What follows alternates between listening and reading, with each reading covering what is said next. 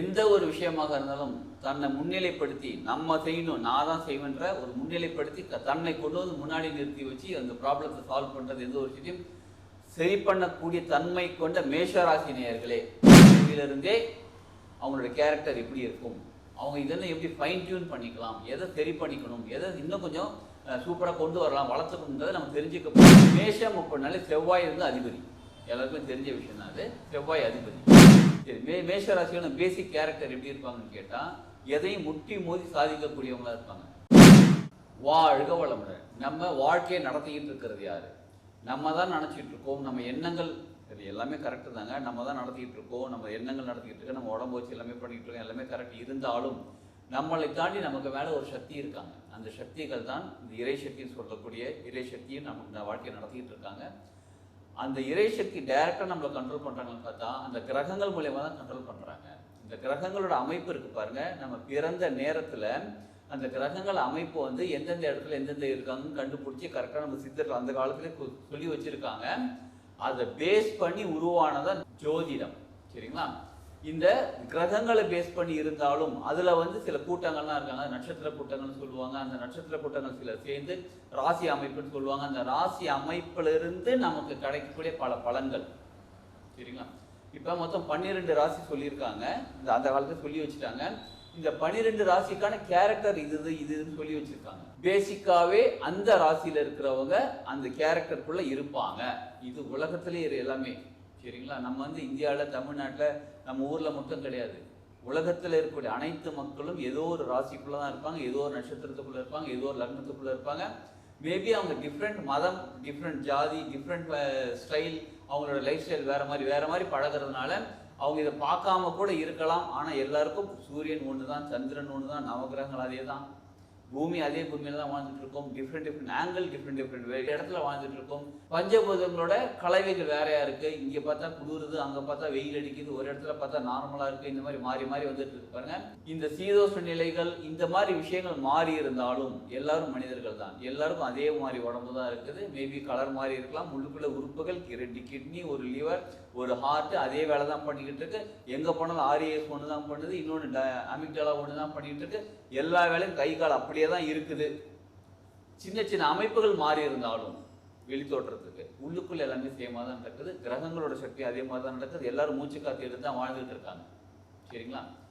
இந்த அமைப்புல நமக்கு நம்ம ராசி ஓகே, எனக்கு ராசிலாம் தெரியாதுங்க, நான் பிறந்த நேரமே பரவாயில்ல.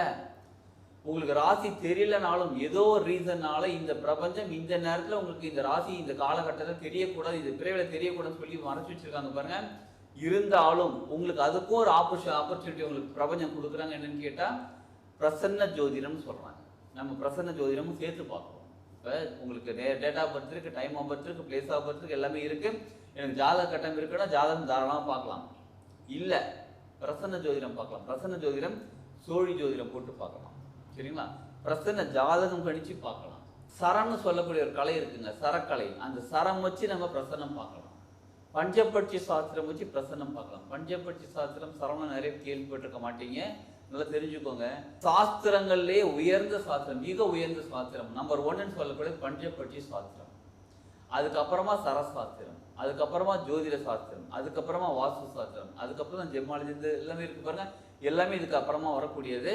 ஆக்சுவலாக பஞ்சபட்சி சாஸ்திரம், சரசாஸ்திரம்னா நம்ம கிளாஸ் எடுத்துக்கிட்டு இருக்கோம்.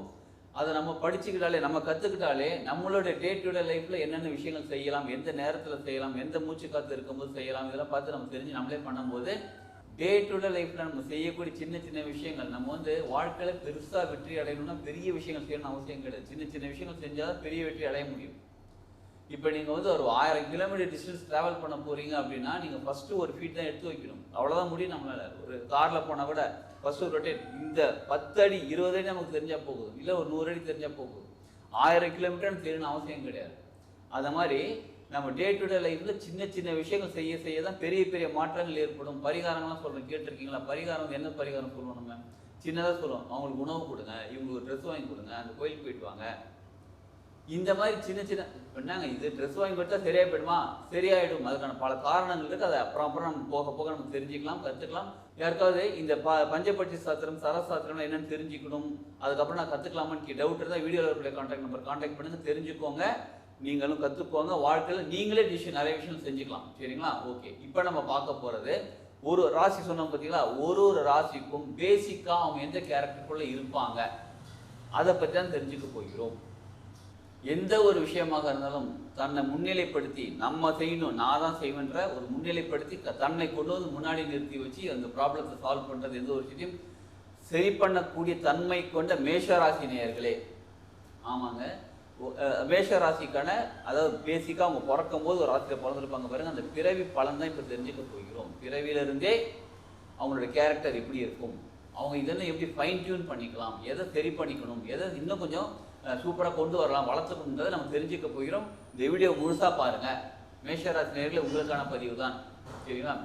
மேஷம் அப்படின்னாலே செவ்வாய் வந்து அதிபதி, எல்லாருக்குமே தெரிஞ்ச விஷயம் தான். அது செவ்வாய் அதிபதி. செவ்வாய் அதிபதி அப்படின்னாலே நீங்கள் முருகப்பெருமான கும்பிட்றது ரொம்ப சிறப்பாக இருக்கும் மேஷராசி நேயர்களுக்கு. ஏன்னா செவ்வாய்க்கான அந்த வீரம் அழகு நல்லா கவனிச்சுக்கோங்க. முருகரோட ஸ்பெஷல் என்னன்னு கேட்டால் அந்த வீரம், அதே நேரத்தில் அழகாக இருக்கக்கூடியவர், பலம், மனோதைரியம் கொண்டவர். எதுவாக இருந்தாலும் பார்த்துக்கலாம்டா, சண்டை போட்டு முடிச்சிடலாம் அப்படின்ற மாதிரி அந்த தைரியம் கொண்டவர். அப்படிப்பட்ட அந்த முருகரை நீங்கள் கும்பிடும் போது நீங்கள் எந்த ஒரு விஷயத்துக்கு முன்னாடி போய் நின்னாலும் எஸ் நான் செஞ்சிடறேன், என்னால் முடியும் அப்படின்னு தன்னம்பிக்கையோட பிடிக்கிறீங்க பாருங்க, உங்களால் நிச்சயமாக அதை செய்து முடிக்க முடியும், சாதிக்க முடியும். எப்போ முருகனை கும்பிட. சரிங்களா? சரி, நீங்கள் நினைக்கலாம் இல்லைங்க முருகர் எனக்கு பிடிக்காது, அவங்க தான் எனக்கு பிடிக்கும், இங்கே தான் பிடிக்கும். ஓகே, உங்களுக்கு பிடிச்ச கடவுள், இஷ்ட தெய்வம் யாராலும் இருக்கட்டும், முருகர் கோயில் அடிக்கடி போயிட்டு வாங்களேன். உங்கள் வாழ்க்கையில் நிலைமை எப்படி மாறுது நீங்களே செக் பண்ணி பாருங்கள். சரி, மேஷராசியோட பேசிக் கேரக்டர் எப்படி இருப்பாங்கன்னு கேட்டால், எதையும் முட்டி மோதி சாதிக்கக்கூடியவங்களா இருப்பாங்க. உங்கள் போட்டு படுத்தி எடுத்து ஓரம் கட்டி தள்ளி ஓரமாக வச்சாலும், நீங்கள் ஒரு பிஸ்னஸ் பண்ணிட்டு இருக்கீங்க, ஒரு கவர்மெண்ட் ஆஃபீஸில் ஒர்க் பண்ணுறீங்க, ஒரு ப்ரைவேட் கம்பெனியில் ஒர்க் பண்ணுறீங்க, யாராக இருந்தாலும் உங்களை அப்படியே தூக்கி ஓரமாக வச்சா முட்டி மோதி யாருக்கிட்ட என்ன தெரியுமா, நான் யார் தெரியல அப்படின்னு வந்து முன்னாடி நிற்கக்கூடிய கேரக்டர் வந்து எதுவாக இருந்தாலும் பார்த்துக்கலாம், சாதிச்சிடலாம், நம்மளால் முடியுன்ற தன்னம்பிக்கை, அந்த ஒரு கட வந்து நிற்கக்கூடியது. அதே மாதிரி சுறுசுறுப்பாக இருக்கக்கூடிய நீங்கள் யார் மேஷராசி நீங்கள் தாங்க. நீங்கள் சப்போஸ் இந்த காலகட்டத்தில் உங்களுக்கு இல்லைங்க எனக்கு அந்த மாதிரிலாம் இருந்தாங்க, இப்போ அந்த மாதிரிலாம் இல்லைங்க, எந்த அதெல்லாம் சிலர் சொல்லுவாங்க அதுக்கெல்லாம் வந்து படிப்பு விடுங்க, அதுக்கெல்லாம் வந்து இப்போ எப்படி திரும்ப இருக்கு, இப்போ வயசாகிடுச்சிங்க அப்படின்னா கூட நிறைய பேர் சொல்கிறீங்க பாருங்கள். என்ன வயசானாலும் என்ன நிலைமையில் இருந்தாலும் உங்களுடைய பேசிக் கேரக்டர் முட்டி மோதி முன்னாடி இருக்கக்கூடிய கேரக்டர் தான். அதை நீங்கள் கரெக்டாக பயன்படுத்தி கொள்ளுங்கள். அதை கரெக்டாக ஆக்டிவேட் பண்ணுறதுக்காக தான் முன்னாடியே சொன்னது, முருகன் போய் பார்த்துட்டு வாங்க, முருகன் கோயிலுக்கு போயிட்டு வாங்க, முருகரை வழிபட ஆரம்பிங்க. உங்கள் வாழ்க்கையில் நீங்கள் சூப்பராக வர ஆரம்பிப்பீங்க. உங்கள் ஃபேமிலியில் கூட நீங்கள் டிசிஷன் மேக்கராக இருப்பீங்க.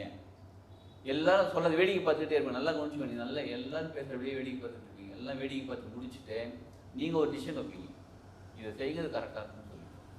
அந்த அளவுக்கு ஒரு பர்ஃபெக்டாக இருக்கக்கூடிய ஆள் நீங்கள். சப்போஸ் இந்த காலகட்டத்தில் அந்த மாதிரிலாம் எதுவும் இல்லை நீங்கள் நினச்சாலும், ஏற்கனவே சொன்ன பரிகாரம் தாங்க, அதை செய்யுங்க. நிச்சயமாக உங்களுக்கு அந்த ஒரு பலம் கிடைக்கும், மனசில் பலம், இந்த ஒரு மரியாதை கிடைக்கும், உங்களுக்குன்னு ஒரு மரியாதை கிடைக்கும். எதுவாக இருந்தாலும் சாதிக்கக்கூடிய தன்மை உங்களுக்குள்ளே இருக்குது. பேசிக்காக உங்களுக்கு சாதிக்கக்கூடிய தன்மை இருக்குது. இல்லத்தரசியாக இருந்தாலும் உங்களுக்கு சாதிக்கக்கூடிய தன்மை இருக்குது. சாதிக்கிறதுக்கான நேரம் இந்த நேரம் பயன்படுத்திக்கோங்க. சரிங்களா? சரி, இப்போ அடுத்தது பண வரவு, பொருளாதார வரவு அப்படின்னா நீங்கள் வந்து மோஸ்ட் ஆஃப் த நேரத்தில் பிஸ்னஸ் பண்ணுற அந்த தலைமைத்துவத்தில் இருக்கக்கூடிய ஆளாக தான் இருப்பீங்க. மற்றவங்ககிட்ட போயிட்டு என்னப்பா சொல்லுப்பா நான் செய்கிறேன்ப்பா வேலை செய்கிறப்பா அந்த மாதிரிலாம் இல்லாமல், நான் சொல்கிறேன் செய்யுது கரெக்டாக இருக்குன்னு ஒரு தலைமைத்துவத்தில் இருக்கக்கூடிய பிஸ்னஸ் பண்ணுறதா இருந்தாலும் சரி, பார்ட்னர்ஷிப்பில் இருந்தாலும் சரி, ஓன் ப்ரொப்ரேஷிப்பில் இருந்தாலும் சரி, வேலையில் இருந்தாலும் சரி, நீங்கள் அங்கே வந்து ஒரு தலைமைத்துவம் முடியும். மற்றவங்க கூட சொல்லுவாங்க யாராலையும் முடியலன்னா கூட அவங்ககிட்ட நம்மளை தான் மேஷராசி இவங்கள தான் இவங்ககிட்ட போய் கூட நிச்சயமாக முடியும்ப்பா, அவன் செஞ்சு கொடுத்துருவான்ப்பா அப்படின்னு சொல்லி, அதாவது எந்த ஒரு விஷயம் லீடர்ஷிப், நீங்கள் உங்களோட குவாலிட்டி என்ன தெரியும், லீடர்ஷிப் குவாலிட்டி. லீடர்ஷிப் குவாலிட்டினா நீங்கள் முன்னாடி நிற்கிறீங்க அப்படின்னா அர்த்தம் என்ன தெரியுங்களா, நீங்கள் வழிகாட்டுறீங்க மற்றவங்களுக்கு அர்த்தம். நீங்கள் மற்றவங்களுக்கு வழிகாட்டி நீங்களும் முன்னாடி போய் நின்று நீங்கள் அழைச்சிட்டு போகிறீங்க. அப்படிப்பட்ட கேரக்டர் இருக்கக்கூடிய நீங்கள் இந்த காலகட்டம் உங்களுக்கு ரொம்ப கஷ்டமாக இருக்குது, மனசு ப்ராப்ளம், உடம்பு ப்ராப்ளம், இப்படி அப்படின்னு எப்படி இருந்தாலும் முருகரை வழிபடுங்க. நிச்சயமாக உங்கள் வாழ்க்கையில் அடுத்த நிலை உயர்வதற்கான காலகட்டம் வந்துருச்சு. அதனால தான் இந்த வீடியோ பார்த்துட்டு இருக்கீங்க. இதை நீங்கள் பயன்படுத்தி கொள்ளுங்கள். முருகரை போய் வழிபடப்பட உங்கள் மேஷராசி நேயர்களே உங்கள் வாழ்க்கை மிகவும் சிறப்பாக, உடல் ரீதியாகவும் சரி, மன ரீதியாகவும் சரி, பொருளாதாரத்திலும் சரி, குடும்பத்திலும் சரி, எல்லா ரீதியாகவும் உங்கள் வாழ்க்கை சூப்பராக முன்னேறும். இதை பயன்படுத்தி கொள்ளும், வாழ்க்கை சூப்பராக முன்னேறும். இவ்வளோ நேரம் நம்ம இதெல்லாம் கவனிச்சுட்டு இருந்தோம் பாருங்க, ஒரு ஒரு கேரக்டரை பற்றி தெரிஞ்சுக்கிட்டு இருந்தோம் பாருங்க, நமக்கு பலன்கள்லாம் பார்த்துக்கிட்டு இருந்தோம் பாருங்க. இது எல்லாமே பொதுவான பலன்கள், பேசிக்காக எல்லாருக்குமே இருக்கக்கூடிய பலன்கள். சின்ன சின்ன விஷயங்கள் இருக்கும், ஆனால் பல நேரங்களில் மாற்றம் இருக்கும். எதை பேஸ் பண்ணி மாறி இருக்கும் அப்படின்னா, அவங்க கோச்சார பலன் மாறி இருக்கலாம். அதே நேரத்தில் அவங்களுடைய லக்ன கட்டம் எந்த பொசிஷனில் இருக்காங்க, யார் யார் கூட ஃப்ரெண்டாக இருக்காங்க, யார் யாருக்கு ஃப்ரெண்ட் இல்லாமல் இருக்காங்க, இப்போ அவங்களோட நிலைமை எப்படி இருக்குது, இதை பேஸ் பண்ணி சில விஷயங்கள் மாறும். அதை பற்றி நீங்கள் இண்டிவிஜுவலாக தெரிஞ்சுக்கணும் அப்படின்னா வீடியோவில் இருக்கக்கூடிய கான்டாக்ட் நம்பர் கான்டாக்ட் பண்ணி அப்பாயின்மெண்ட் வாங்கிக்கிட்டு பாருங்கள்.